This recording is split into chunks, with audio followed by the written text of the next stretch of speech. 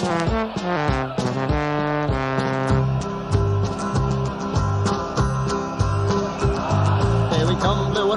we're looking good, you'll be in for a fight, and we fight pretty good. Getting goals is our job, and we get goals good. Looking good, we are Carlisle United. Carlisle United, the team that's on the ball. Carlisle United, the team for one and all. You're looking good, and we're with you all the way. You'll hear us singing every time you play. Hello everyone and welcome to the BRUNTON Bugle, a podcast focusing on the trials and tribulations of Carlisle United Football Club. From Jamal Campbell-Rice to Adrian Clark and Harry McCurdy to Junior Mendes, we've got it covered. This is episode 26 and today we're going to be looking back at United's first league win at Bradford in 69 years, previewing the weekend clash with strugglers Stevenage, taking a look at the latest news from Brunton Park and looking at what ex-United players have been getting up to. I'm joined on this episode as usual by one of my co-hosts and today it's Mike Booth. Mike, how's it going, mate? Yeah, it's going good. It feels weird, doesn't it, this week? Because there's no sort of midweek game, so it feels like ages since we last had a game. But Jamal Campbell-Rice is one hell of a name to pluck out. The £500 sensation. Yeah, it's mad, isn't it? Because, right, I do my usual thing where I try and find out if there's players who've played for both clubs that I can include in those four names at the start. And his name came up, and do you know what? It's come about 4 or 5 times recently. I've been like, I'm not putting Jamal Campbell-Rice in. It finally got to the point where I haven't really got much choice for this one because I need someone who... It was either him or Miguel Dominguez. So, but the thing is, he played 9 games for us. I don't remember him playing 9 games for us. Do you? No. That's like a fifth of the season. I was sure he played a lot less than that. He was one of those players. If we'd signed him earlier in his career, you would have been delighted, wouldn't you? But yeah. As it is, we signed it, and he was basically busted flush by then, wasn't he? Yeah. Obviously, you can guess the link there is that they've all played for United and Stevenage. Yeah. Adrian Clark, I think he played in the 99-00 season under Martin Atkinson. He was on loan from Southend, I think it was. He started out at Arsenal. There's a lot of media stuff related to Arsenal these days, actually. I think we all know who Harry McCurdy is. And Junior Mendes, of course, had a loan spell in the 98-99 season. Did quite well, actually, in that loan spell, but didn't want to join permanently for some reason. So, there you go. That's it for the general crack then. Let's get on with it, Mike. Yeah. So, straight into it. So, obviously, last week we reported the fact that United's Director of Football, David Holsworth, was charged by the FA last weekend over an outburst towards the referee after United's 2-1 defeat to Doncaster Rovers in the FA Cup a couple of weeks ago. Well, that hearing took place this week, and Holdsworth didn't deny the charge. He admitted the charge. He's been fined £750 by the FA, but he won't be receiving a ban. Doesn't sound like it was too serious then if he's only just got a fine for it rather than a ban, you'd say? Yeah, and it's a good thing he hasn't got banned really because he's got an entire plethora of new turtleneck sweaters during the Edinburgh Woolen Mill sale. So he wants to show them off at every game, and good luck to him. He's more than entitled to do that. Indeed he is. Talking about going to games there, Mike, swiftly on to the next point. So there's been a slight change in rules for fans who are attending Ezra. Obviously, we're really pleased about the fact that we're all back at the games and following on from the success of the Salford game, which went really smoothly. I think United have been sort of looking at a few of the slight issues that came up in that game. I think one of them was potentially bunching of fans sort of around the sort of tunnel area of the paddock. Now, I speak as someone who's got a season ticket in one of those blocks there, so I'm entitled to be there. Not having to go to anyone else there, of course, obviously. But there did seem to be a lot more people around there maybe than other areas. So I think the club are trying to spread people out a bit more, but accounting for the fact that people might be a little bit closer to each other. They've now insisted the change in rules says that you have to wear a mask when you're in Brunton Park, not just when you're travelling to your seat or travelling to the toilet, that kind of thing, or your standing place. You've got to wear it throughout the whole time you're inside the ground. I know some people aren't very happy about this, but it's just the way it is, isn't it? The club have decided that you've got to stick to the rule at the end of the day. I know you as a glasses wearer, Mike, would probably find that a bit difficult because it steams up a lot, doesn't it? So yeah. It's a bit of a tough one, isn't it? But as well, I mean, with the paddock, I mean, traditionally, whenever it's raining, everyone sort of huddles towards sort of the back and the middle, don't they? To dodge the rain. So it'd be interesting. Me and Greg were taking quite pleasure in that in the Salford game because it did rain for a little bit in that game, and we were looking up at the roof above us. We're like, "Yep, just about covering us here. We picked the right spot here. So, and obviously you can normally go in the Warwick as well if it's raining, but obviously I guess if it's raining and you're stood in the middle of it, then you've got to put up with it. You've just got to dress appropriately, basically, for the rest of this season, I'm afraid. But yeah, I've seen a few people grumble about it. Look, just grin and bear it. If it means you get to go to the game, so what, really? 2 hours of that, and then as soon as you're out, take it off and you're sorted. Simple as that. So yeah, that's the big change there, obviously, and good news that once again we've got 2 sellouts, if you want to call it that, for the Stevenage and Mansfield games. All tickets sold out for those games. Fantastic news, and we'll find out this week as well, won't we, Mike, whether Cumbria potentially goes into Tier 1, because all the figures are looking quite good, and if Cumbria does go into Tier 1, that does mean that potentially we could have 4,000 fans back at games as well, doesn't it? Yeah, which would be absolutely fantastic, and I feel like there'd be a bit of an atmosphere. I mean, Brunton Park has been bereft of atmosphere for years, really, but I actually think that there would be a bit of an atmosphere because fans just really want to go to games right now. Yeah, definitely, and especially when you think the Bolton game would probably be the first one, I think, wouldn't it? They would have potentially 4,000 fans there. And can you imagine? I think Bolton wouldn't be pretty happy with that, I don't think. As I imagine, they'd probably still be in Tier 3 at that point, so they wouldn't be able to have any fans at all. I think so.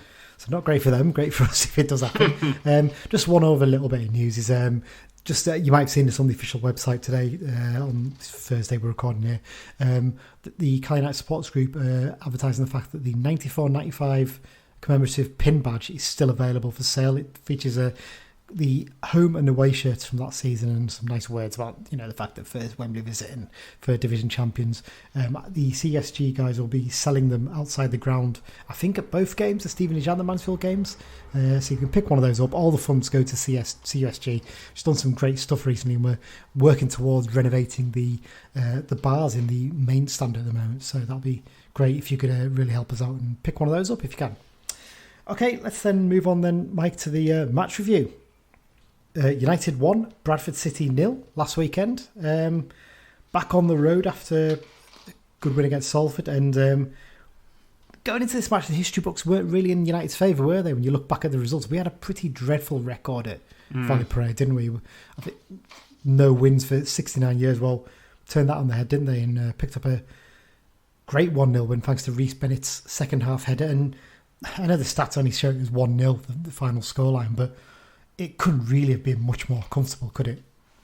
No, not really. I mean, they had no shots on target, did they? And it seems like Farman hasn't been tested a great deal in some games this season, which is really good to see. But it was still sort of, it needed, I wouldn't call it a scrappy goal, but it needed, a sort of goal bundled in off a set piece to get the 3 points, because we don't sort of have them clinical chances sort of with the strikers, really. Well, to be fair, their keeper did get into the League 2 Team of the Week, didn't he? Which probably says a lot about how well he played and how well we played as well as that. But you're absolutely right. But it's the kind of result, isn't it, that a team that's going for promotion really needs to get, don't they? Yeah, definitely. If they're deadly serious about it, they need to come to a game like this against a team that is struggling near the bottom, but still does have what appears to be a bit of quality in their squad. You're expecting a tough game, and it probably wasn't as tough as we'd hoped, but we just ground out the result. Didn't do any more than we had to, really. Did really perfect away performance in that sense. The result does mean that we are still on the heels of the top three. We're in fourth place on 29 points after 16 games. We're currently level with Forest Green Rovers in third. They've got one better goal difference. There's +7 instead of our +6. You look back and you think, oh God, give me Toure. He buries that chance at the end when he rounds the keeper. We would have gone ahead of them because we've scored more goals than Forest Green. So a bit frustrating that, but there you go. It's one of the things Gimby really needs to work on, isn't it? A few times he's done brilliant to get in that position. And if anything, he was just a bit too honest, wasn't he? I think the keeper clips. If he goes down there, then basically I think the keeper probably gets sent off because it's not really much of an attempt to get to the ball. And it's a penalty, and then you've wrapped up the game. So yeah, although I was just going to say, we play Forest Green soon, don't we? So that could potentially swing that goal difference a little bit as well. Yeah, it's a massive game that when you look at it now. But yeah, so like I said, we're on level on points with Forest Green. We are 7 points behind top spot Newport County. They're doing really well this season, but I think they've played their game in hand now, haven't they? Hence why it's 7 points rather than 4. I can see them dropping off though. I know they're doing really well at the moment, but I'm just not convinced they'll be right up at the top at the end of the season. Well, I mean, we battered them in our game, didn't we, really? I mean, obviously 3-2 was the final score, I think it was, but there were sort of two very late goals that, you know... The inevitable Devitt goal, as well. Yeah, exactly. But yeah, okay, let's get on to the talking points. I mean, the first one, it's just can't avoid talking about companies. Sign him up, but it's Rhys Bennett, isn't it? I mean, match winner once again, thanks to second half head. His third goal in 3 games, or 4 games? Can't remember exactly how many. But it was performance at the other end as well that was just as important, wasn't it? Bradford not managing a single shot on target. He just as much takes the credit as anyone else in the team for that, doesn't he? Just the way he strolled through the game and kept their forwards really well marshalled. Surely it's essential now. We've got to get him tied on a longer deal.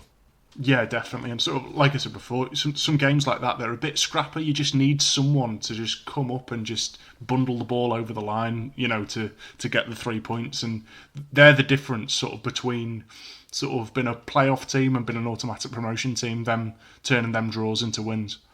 It's interesting. Bennett's post-match interview was quite a good one. I love the fact that he talked about the fact that the players are ripping into him for being the teacher's pet because Beech goes on about how great he is. But I think that they all appreciate just how good he is and how much he's taken them up to just another level, hasn't he?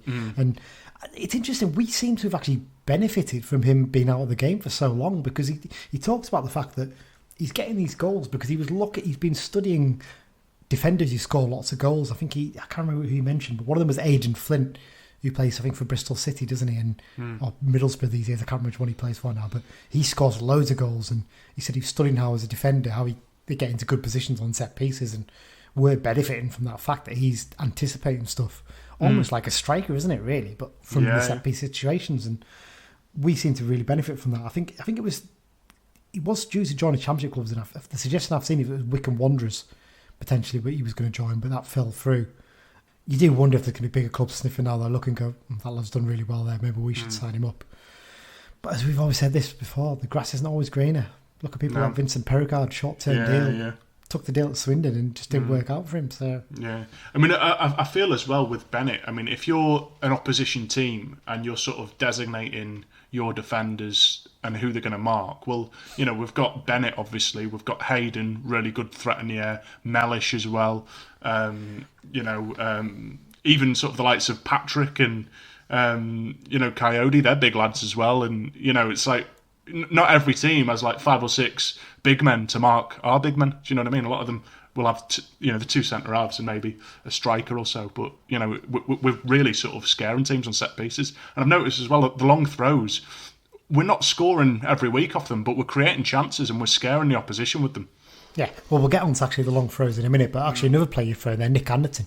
He's 6'2", 6'3" as well, isn't he? And I mean, last season he offered probably more of a threat. This season he maybe sat back a little bit more, but again, he's another one who offers the threat on set pieces. But yeah, I think it's essential we just get Benny tied down to the end of the season at least. And you know what? If he goes after that, I think we'd all wish him the best and look back on what a great job he's done in his 7 or 8 months with us. But if we can get him tied down to the end of the season, I think that would be brilliant. Yeah. I hope that the fact that we've shown a bit of loyalty to him, whereas other clubs maybe haven't, might work in our favour here, possibly. We'll have to wait and see. But I mean, he said as well that he's enjoying his football here possibly more than he ever has as well. So yeah.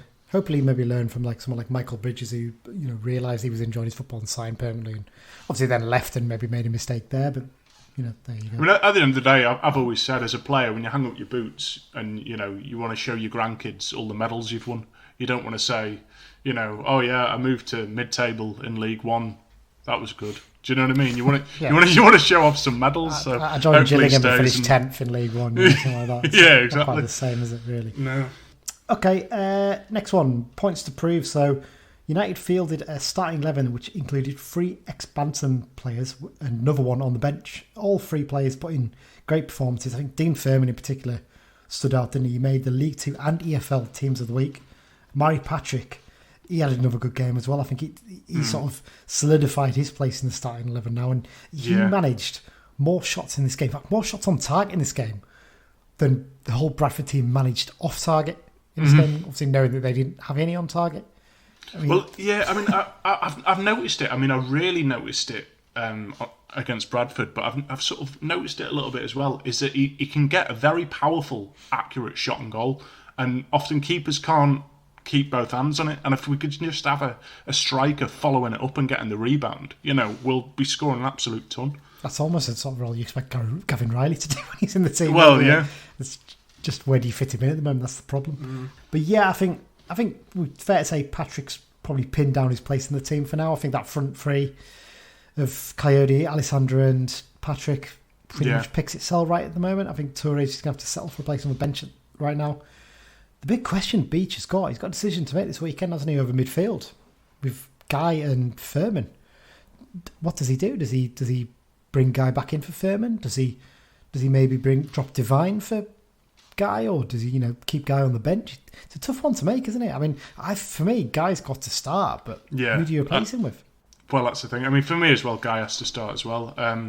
I mean, I've said all along, Guy and Mellish are the two central midfielders who have to be starting, and it's that other slot. I mean, for me, I'd play both. I'd have sort of Guy, Furman and Mellish in there, but I mean, these are the headaches that you want the manager to have. Do you know what I mean?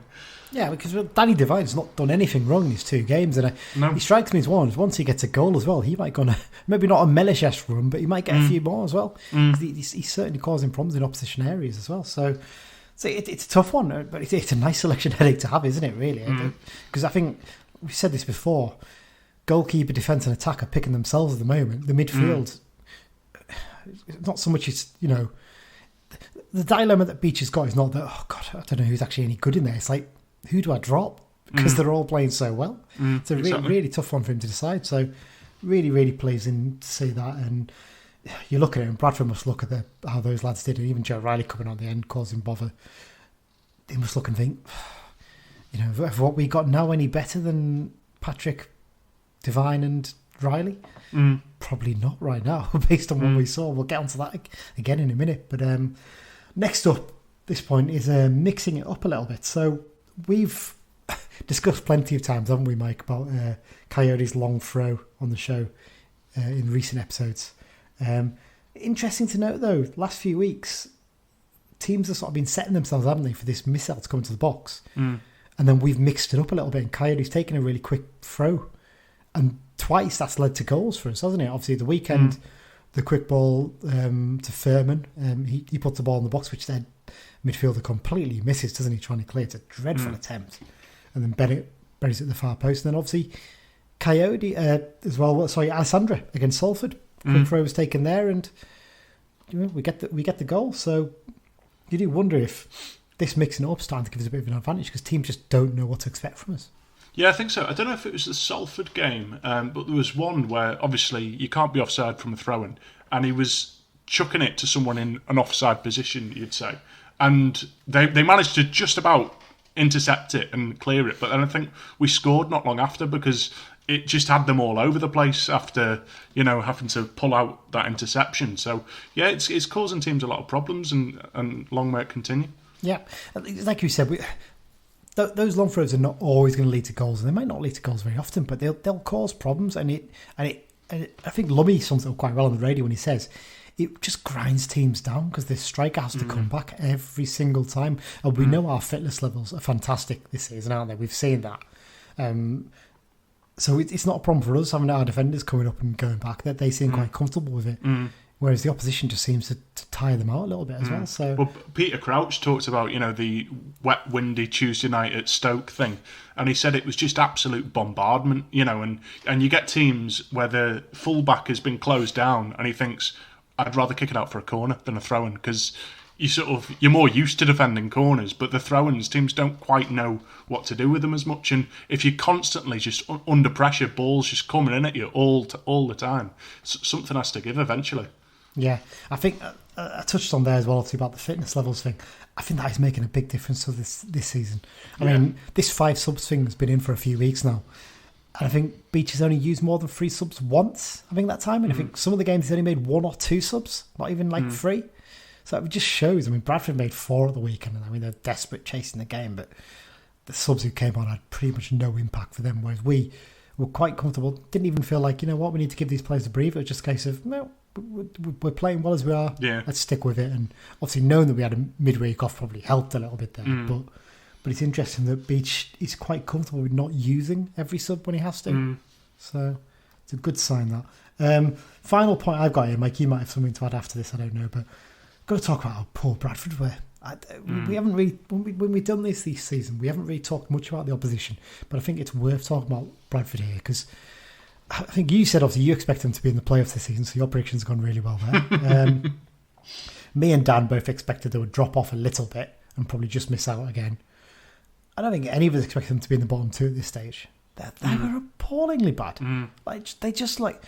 Big thing that stood out for me was how much Elliot Watt has regressed with them. He's gone from a player who was spraying it about and was looking quite physical and mixing up and doing really well for us, to the shadow of that, really, wasn't he? I mean, he was there, essentially in there to take set pieces, and that was it. He didn't do anything else. And would you swap him for any of our midfielders at the moment? Probably not. No. Would you? But I mean, last season he was kind of brought in sort of quite a positive way, in that it was show what you can do, and he sort of really sort of took that on and was very creative for us. But I feel it's hard to be creative when you're fighting relegation, really, isn't it? No, but then again, we were struggling a little bit, weren't we? I suppose you're right. True. He's making his first impression then, wasn't he? So he was out there to impress. Now he's got his move. He's settled, maybe. But it strikes me that it doesn't look like we made a massive effort to bring him in permanently in the summer. And maybe starting to understand why, because we've got better available to us now. Well, yeah. So there you go. Well, it seems balmy that they got rid of Devine and got him in, when Devine's looking the better player this season. I think Elliot Watt probably offers you a bit more in terms of set pieces and things definitely. like that, and he probably is the better player overall. But Devine just looks like a better League Two player at the moment. He looks like a player who's capable of playing this level, and he looks like someone who, even after this season, we decided not to keep him on. He could easily get himself another League Two club, because he looks like he's capable of playing this level quite easily.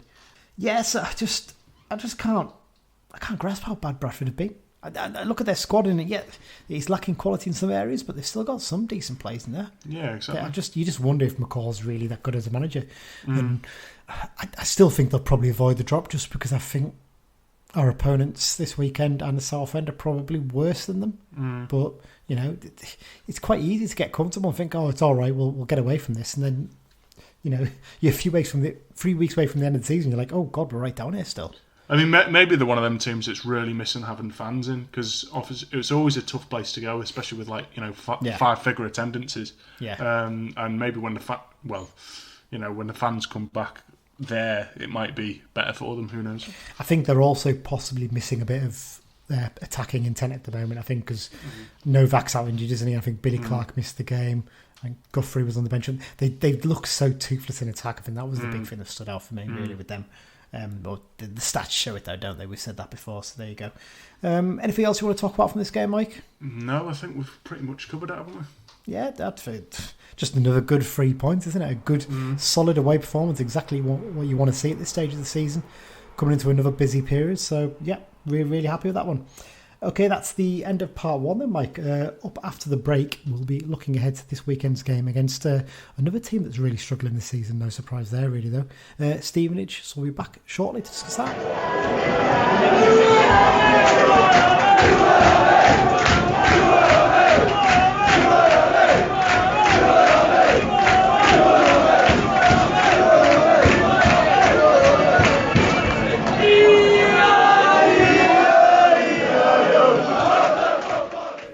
Hello everyone and welcome back. We're into part two now, and we're going to be looking ahead to this weekend's game where Stevenage will be the visit to Brunton Park for a game United. I mean, surely you've got to be looking to pick up all 3 points from this if you're serious about promotion this season, Mike. Yeah, definitely. I mean, well, I don't want to be accused of sitting on the fence too much here, and hate is a very strong word, but I hate Stevenage. I just... You know what? I used to have one of these clubs. I think they're just so non-league, and because you associate them with they've been in the conference in the 90s and FA Cup games and things like that. You just think of them as a non-league team, but actually, I've sort of gone a bit soft on them in recent years. I'm sorry to tell you this, but I've kind of accepted them as a league club now, and they're just a settled league club to me. But you clearly disagree on that one, don't you? Yeah, I mean, I was gutted last season when obviously what went down with Macclesfield happened, and he got relegated instead of Stevenage.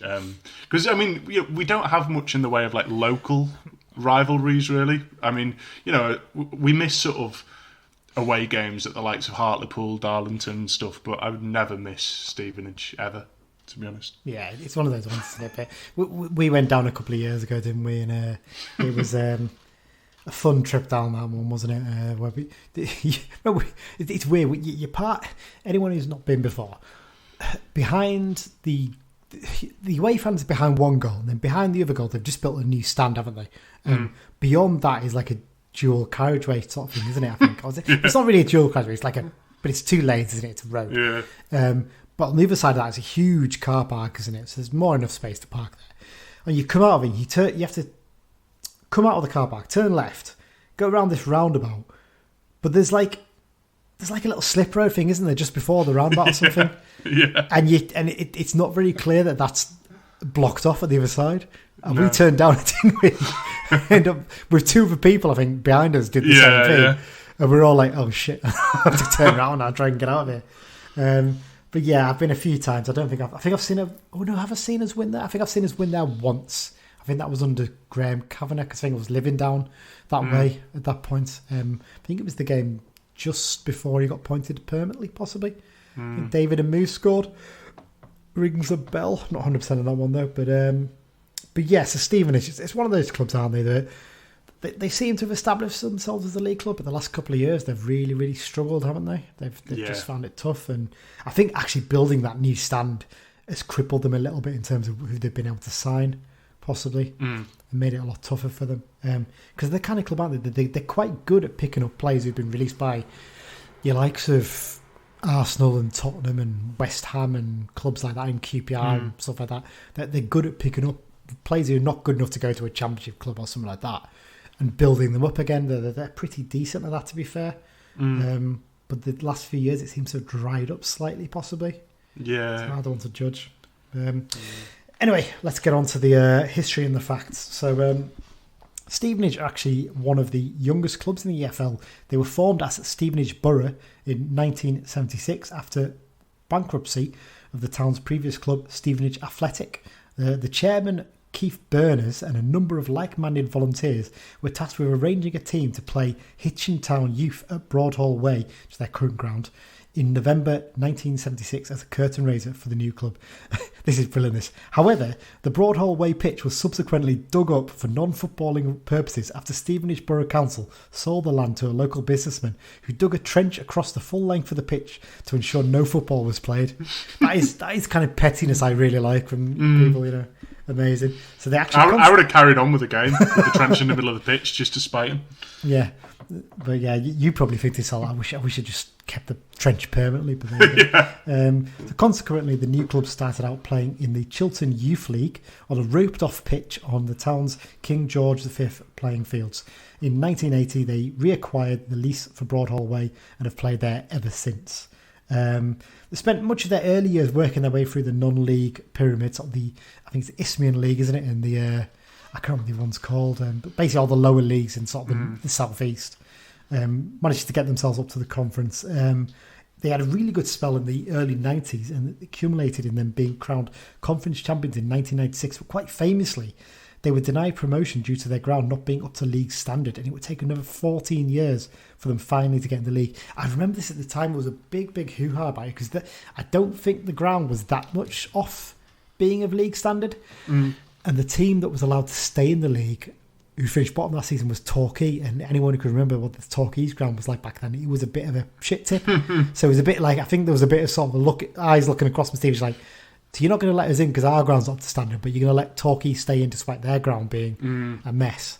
And I think the rules were sort of tweaked over the next couple of years because I think it'd been silly for like 4 or 5 years. Teams weren't going up just because the grounds weren't standing. They said, we can't have this of teams staying in every season because of this. So they managed to sort it in the end, I think. And you saw the likes of Macclesfield coming up and Cheltenham over the years, and Kidderminster. And I mean, Rushden obviously had a much better ground than most teams. But yeah, those sort of teams started to come up as a result, didn't they? Well, it's one of them. You need the money from going up to improve the ground, So if you deny them promotion, they can't improve the ground. I think the way grants were done was changed over the years, I think, as well, to make it easier for clubs to come up. And obviously, I think back then it was the capacity was set at 6,000 minimum, I think it was, to get in the league. I think it was tweaked slightly, and then I think it's as low as 4,000 now. Hence why Barrow and, or was it maybe 5,000? How Barrow and Harrogate are both in the league now, because those rules were tweaked. 2 years after they were denied promotion, they played a famous FA Cup fourth round tie against Newcastle United. The first game at Broadhall Way saw a temporary stand erected behind the goal, with Borough holding the Magpies to a 1-1 draw thanks to Giuliano Graziola's goal. Do you remember Giuliano Graziola? He's one of those players that you always used to sign him, didn't we, on a Championship Manager and stuff like that. I remember that. Newcastle won the replay 2-1 thanks to a controversial Alan Shearer goal that didn't actually appear to cross the line. Didn't just mention the fact that it was played at Broadhall Way there, because the season before they played Birmingham City, it would have been in the first division by then, and that game was switched to St Andrews because the ground wasn't up to standard. It's back in the days when you were allowed to do that. I think the last team to do that was Farnborough, possibly. Funny enough, Farnborough, I think at the time, were managed by Graham Wesley. When they switched the game from Farnborough to Highbury for that game, I think they were the last club allowed to do it, because I think some teams were like, come on, we're not allowed to switch because our ground's up to standard. But they can, just because theirs isn't. And I think Graham Wesley did a runner on Farnborough around about then, didn't he? And left to take over as Stevenage manager not long after. Yeah. So they, I love this fact because I've got to drop this one in. They lost the 2005 Conference Player Final to United, thanks to Peter Murphy's goal. We had a bit of a rivalry going on with them that season, didn't we? Because mainly thanks to Wesley's antics, wasn't it? And the way he was behaving and stuff like that.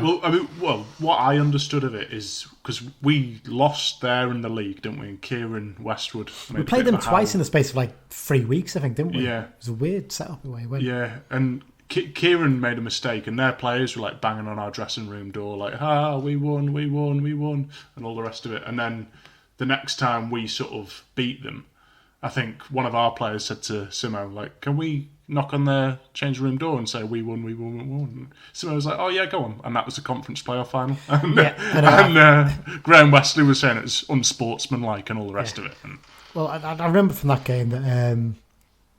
wasn't it? I think that game where we lost, I think afterwards, when they were banging on the door, I think Simpson said to the players afterwards, someone on the lines of, don't forget that. Don't forget the way they behaved there when we next play them. Obviously, that was the playoff final. And I think, wasn't that game as well the one where the Stevenage team coach got stuck in traffic on the way to the Britannia Stadium for the playoff final, and Wesley, rather than waiting for the traffic to clear or whatever, made the players walk the final bit, didn't they? Which obviously is not going to help them ahead of a big game, is it? It's ridiculous. But yeah, I remember that. They finally earned their place in the FL in 2010 when they finished as conference champions. I think that was under Wesley as well. I'm not 100% on that one. I'll just double check the list of who their manager was back then. Indeed, it was Wesley in his second spell as manager, second of 4. Funny enough, they won the FA Trophy as well, actually, in 2007. And also 2009. They've had a good record, I think, in the FA Trophy too. Been in the final a couple of other times. First season after they got promoted to the Football League, they actually won the League 2 playoff final as well in 2011. Were in a place in the League 1. I think we played them that season. Did they make the playoffs, didn't they? I think in 2012 as well in League 1. I seem to remember. I'm fairly sure they did. Something rings a bell there. Because they went on that incredible run, didn't they? I think they had a really good run in the FA Cup, which earned them a lot of money, which meant they were able to get a few signings in. And we dropped off because Lee Miller had that injury, and they sort of jumped ahead of us, I'm sure. Not 100% on that one. I'd have to double check it. I'm fairly certain they got into the league. Let me just double check. Because it was, I think they won promotion to League 1 around 2010, didn't they? Which you've said. Yeah. And then that got Wesley the Preston job. Yes, he did. So he left them when they were in the playoffs to join Preston, and they did make it into the playoffs, but I think they lost in the semi-finals, which is their highest ever league finish. Quite impressive. They were still in the top 6 of League 1 midway through 2012-13, but they had a run of 14 losses from 18 matches from December 2012, which meant they dropped pretty much close to relegation. I think they just avoided it. I always remember the fact that, wasn't it, Wesley went to Preston. What did he tell the players? You know what my kids call me? Medal winner. by all accounts, he was, messaging players at stupid o'clock, wasn't he, and things like that. And yeah, those methods might work at a smaller club like Stevenage, but they were never going to work at Preston, were they? No. Baffling. I remember I still knew a few Preston fans from my time at uni then, and none of them were particularly impressed with him and his antics, let's say that. No. Celeb fans, struggling here. Arthur Ken Follett is a Borough fan. Lewis Hamilton is from Stevenage, but I doubt you're going to see him down Broadhall Way anytime soon. No, more likely to be watching a Monaco game, I'd think. I mean, that's where he lives. So yeah, that Finn Gruel as usual for the old famous fans there. Head-to-head record, we're just ahead in this, so we've won 9, there's been 4 draws, and Stevenage have got 7 wins. Last time we met, it was quite an exciting game, this one, wasn't it? Last September 2019, 2 sides were involved in a thrilling contest, although I think it's fair to say both sides were lacking in quality, to say the least, that day. I remember it because I was actually out in the garden doing a lot of gardening. I was listening to the game on iFollow on my headphones while I was doing it, and it just seemed constantly end to end. But I just remember that James constantly talking about the fact that it's not a good game despite that.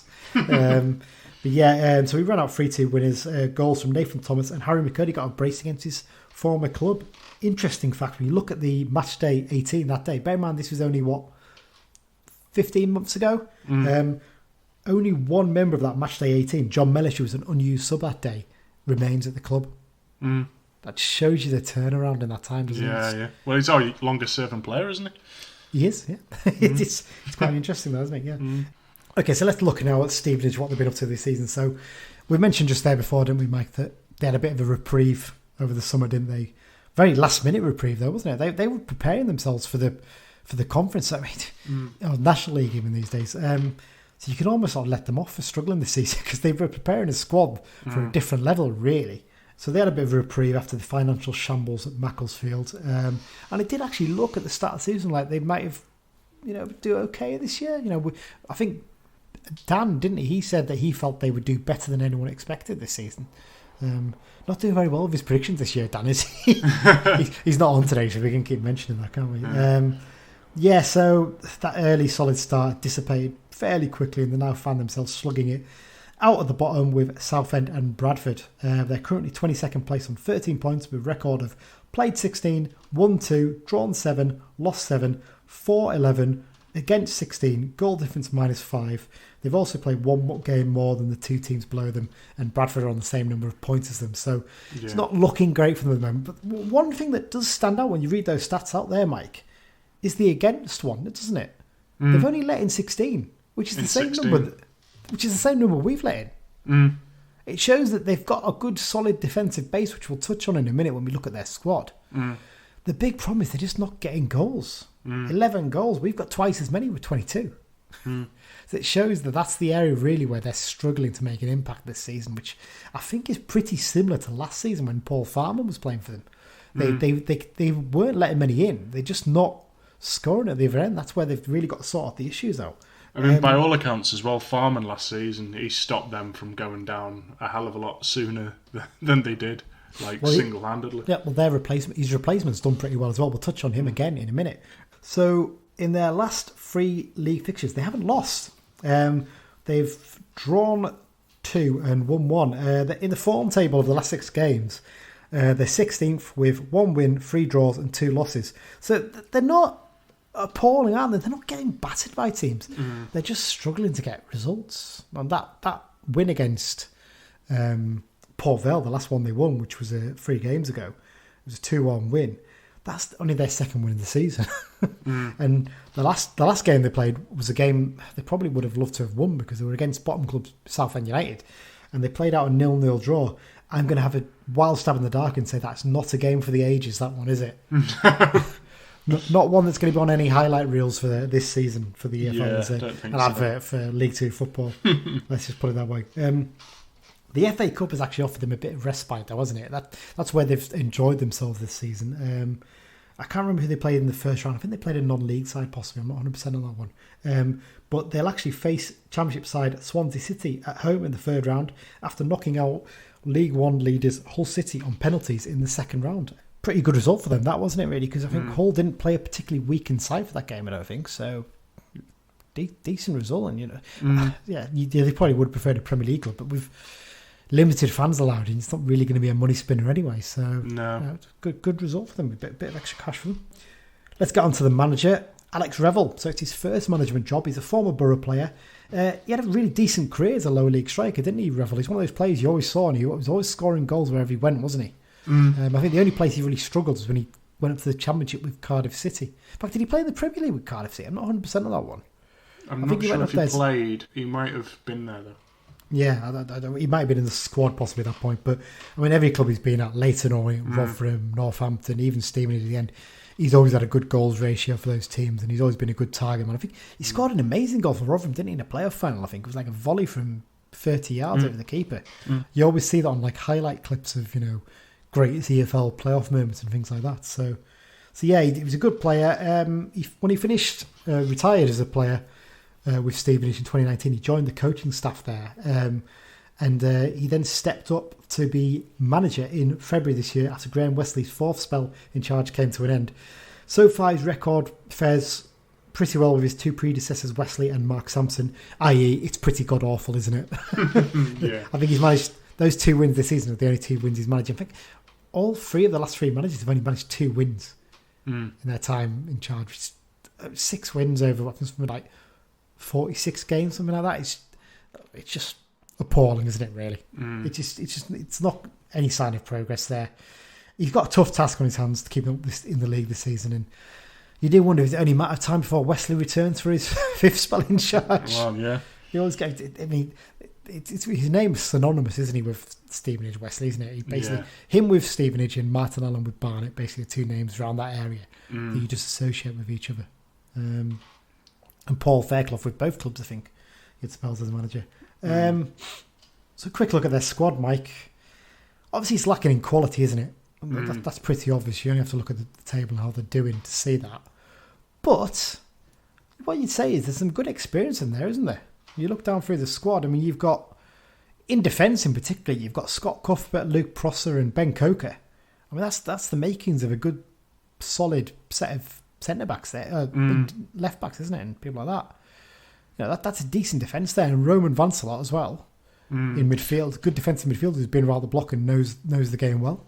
But you ponder, though, I think they're sort of them players, if they'd signed them 5 years ago, they'd be quality players, but not so much anymore, maybe. Well, I mean, Prosser was still a decent player at Colchester last season, from what I remember. And Coker was a player who had a lot of promise when he was at Lincoln.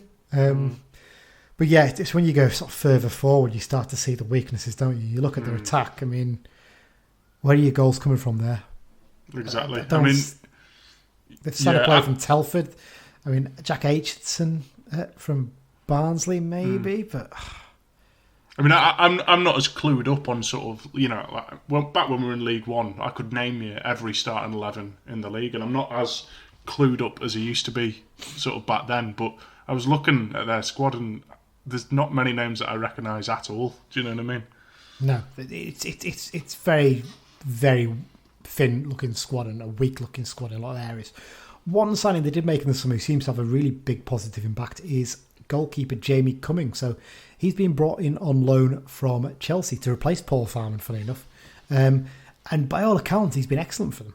From what we've read, I mean, he was brilliant. Apparently, he made a couple of penalty saves in that shootout against Hull City, and they're really impressed with how he's done. I think he was the third choice keeper, wasn't he, at Chelsea last season? He travelled with the first team squad to most games, and I think they thought, let's get him out there and playing. And obviously, he's getting plenty of practice playing for Stevenage, but the record shows that they've only conceded 11 goals this season, so he's keeping a few clean sheets here and there as well. So yeah, coming into the team after Farman, it's obviously big boots to fill. But stop it. Okay. Stop it. That's a terrible one. You get a drum roll for a good one. You know that. That's your reward. A bad one gets a tumbleweed. But yeah, by all accounts, he's their best player. He's the player who makes a difference to them, and he's the one we've got to beat really this weekend. As you mentioned there's no ex-United players in their squad, and United have got one ex-Stevenage player, and that's Farman, obviously. So on to team news, Mike. Callum Guy returns for this game. He's completely suspension, and by all accounts, the rest has done him well as well in terms of his slight knock he picked up against Salford. So it's worked out pretty well, hasn't it, actually, to be fair, in terms of that. Looking into this game as well, Rod McDonald remains out with his groin injury by the looks of things. We've not heard anything yet, but doesn't sound like he's quite back yet. Conor Malley's still out. Interesting comments from Beech about Brennan Dickinson and Ethan Walker over the last few days, isn't it? So it looks like Walker's back running now, just building up his fitness. So hopefully we'll have some good news on that one soon, won't we? And Brennan Dickinson sounds like he's chomping at the bit, isn't he, to get back in the squad. The way Beech is talking, I reckon it's maybe that game on January the 2nd that they're looking towards for his return. It's hard to tell, though, isn't he it? alluded to a game, didn't he? So he's got a game in mind, but but it'd be good to have him back soon. Interestingly, Mike, ahead of the game, there's a couple of players who are close to suspension, following up on Callum Guy's suspension, aren't they? So John Mellish and Nick Anderton are on 4 bookings for the season. So the next one they get, they miss one game. The question is, do you want them to get one soon or not? That's the thing. We've got some tough games ahead. And Mansfield, you look at it and you think it should be an easier game. But actually, in reality, they're picking up a bit of form too. So it's one of those ones, isn't it? Yeah, I mean, bizarrely, I think we'd miss Anderton more in that we don't have a lot of backup for that position so much. In fact, I mean, you could even argue that if Anderton was out, Mellish might even be an option at left back. So if possibly, if we were to sort of lose both of them, I think that would be a real blow. If we can just lose them one at a time, that's more manageable, isn't it? It's whether you don't really want to lose them for the Boxing Day game against Bolton. You don't really want to lose them for the game against Forest Green, which is arguably a tougher game than Bolton even. So, So it's one of those ones, isn't it? Not being able to get any Stevenage Tees news, nothing on their local paper site, so I can't really tell you anything there. So let's go for predictions then, Mike. I'm going to go, I think we're due to batter someone, but with them not conceding many goals, I don't think it's going to be this week. But I'm going to go 2-0. Okay. Goal scorers. And I'm going to go for Bennett Bauer. And I'll go for Patrick as well. Okay, Patrick Dewey's goal, I suppose, yeah.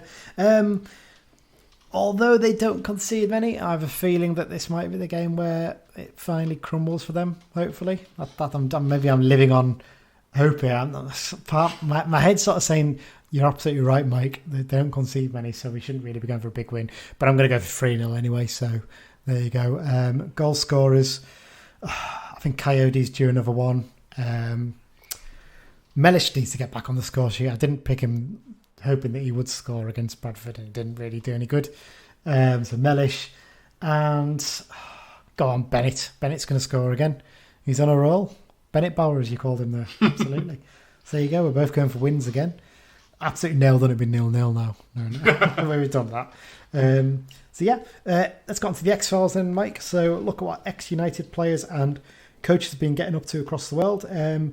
Mostly just goals this week, isn't it? So plenty of goals from ex-United players. So Brad Potts scored for Preston, Andy Cook for Mansfield, Peter Grant for Queen's Park in Scotland, and Darryl Duffy across the board as well for Stranraer. Ryan Loft, he's getting a bit of form now, isn't he, for Scunthorpe? I think he's had 2 or 3 recently. He scored again. Gary Medina, he just seems to have a great partnership with Yates now, doesn't he? Yeah. The two of them it's either one of them two scoring each week, isn't it? And Garrett Jones got a goal for Bolton as well. Not a great day for him though, was it? No. There's a brilliant clip. I don't know if you've seen it on Twitter. This Port Vale fan has put together a clip thing. It's audio coverage from before the game. I think it's actually, they've made out it's a pundit saying it, but I think what it is, it's fans who ring in and talk about, like the fans panel they do in Radio Cumbria, and they're talking about Bolton's chances in this game or whatever. And going into the game, I think Bolton had not lost in 5, and I think Port Vale had lost 5 in a row, possibly. And the guy was going, oh yeah, we're comfortable. We should be 5-0. We should be looking for and things like that. And obviously, then they show clips of the goals going in and stuff like that, and lots of other stuff saying, and I think one of them was saying like, Santos is the best defender in League Two, yes. And you look at me thinking, when I was watching, I was thinking to myself, well, we've actually got 3 centre backs better than him at Carlisle. But you could probably argue Hunt's probably as good as him. To be honest, he did not look much cop from those clips I saw. And the signing from Barnet last season, obviously, I'm guessing Everton knows who he is from his National League days. I'll never get ever called it conference, will I? But yeah, they showed all these clips, and there's a brilliant one. One of the goals goes in. I think it's when Santos messed up for one of the goals. And there's a clip, and you can see Garrett Jones, and he sort of turns his head and holds his head in his hands and looks to the sky like, what on earth? And I just, someone sent it to me and said, there's Geraint Jones, thinking to myself, why didn't I just stay with Carla? Yeah. Well, isn't it Gethin Jones, not Geraint? I'm sure it's Gethin. Gethin. Apologies. I don't want to call him Geraint. I keep calling Geraint Jones for some reason, but there you go, Gethin Jones anyway. But he made team of the week, didn't he? Well, he made one of the teams of the week, which is the D3, D4 one. But that is based solely on statistics. So they've got it. They base the statistics they do from all the Opta analysis and stuff. They get points, whatever. And if you hit a point, obviously if the highest points thing, you're in there. So they had to fit him in somewhere. They put him in defence, which is a bit weird, really. But basically, he was in there for that reason because he scored and set one up, I think. But I mean, if you're part of a defence that lets in 6, for me, you shouldn't. Whether you're playing wing back or not, you shouldn't really be in there. But yeah, so Gethin Jones, apologies, scored that. Why am I calling Geraint Jones? I don't know. I don't know. I'm sure I know Geraint Jones from somewhere else. Maybe there you go. Last one. This was an interesting one. I think it was. I want to get the name right here. Was it Jason Stalker maybe that sent this one in to us? I'm not 100%. I haven't a clue. I better double check that because you know what? It'd be one of those ones where you say the person's name and you've got it completely wrong. So let me just double check before we go any further. So that was from Jason Stalker. There you go. So Jason Stalker sent this one in to us. Thank you, Jason, for letting us know. Reggie Lamb. He made his debut for Eastern Counties League side Stowmarket Town in a 5-0 win over Amesbury in the FA Vars, and Reggie grabbed a goal in this game with a header. A 5-0 win. I mean, of all the things you predict Reggie Lamb to do, you wouldn't predict him to score a header, would you? No, but that's quite a drop for him, though, isn't it, really? And I think it just shows how some players have probably been holding out for the money they've always been getting at EFL and National League level. But clubs just don't have that money right now, and they're saying, sorry, but you're going to have to wait or you're going to have to go somewhere else. And hence why they're now having to play for clubs at a lot lower level than you'd expect. So there you go. Reggie Lamb dropped quite a level there, hasn't it? I mean, that's what, 4 or 5 league drop from Cambridge. Yeah, exactly. But I wonder if he's still doing international duty from that level. Well, you do get players from like quite a low level, like playing for Montserrat and teams like that, don't you? So it wouldn't be surprising if he was. I mean, he's probably going to be better than any local players playing for for his national side, isn't it? So there you go. I think that's it, Mike, isn't it? I don't think there's anything else to cover this week's episode. I think we've covered it all. So thanks once again for joining me. I do appreciate it. I keep saying every week, but the specials, we'll get around to doing them all. They're just busy. It's Christmas, isn't it? So I think me and Dan are looking to fit something in soon. Interesting upcoming episodes. Obviously, this week we're going to be doing, I think me and Dan are going to be recording the preview episode ahead of the Mansfield game. We're hoping to get all 3 of us on for the Forest Green one, maybe. We're going to fit in and do like a sort of, it's not quite mid-season review, but, looking at the first third of the season and looking ahead of the Christmas fixtures and giving a bit of a look at might end up being ahead of the Bolton game instead, possibly. We'll have to wait and see what we can fit in. But we'll be doing something a little bit different for the Forest Green game because I've been asked to appear on a Forest Green podcast, Mike, with 2 Forest Green fans who live in New York City.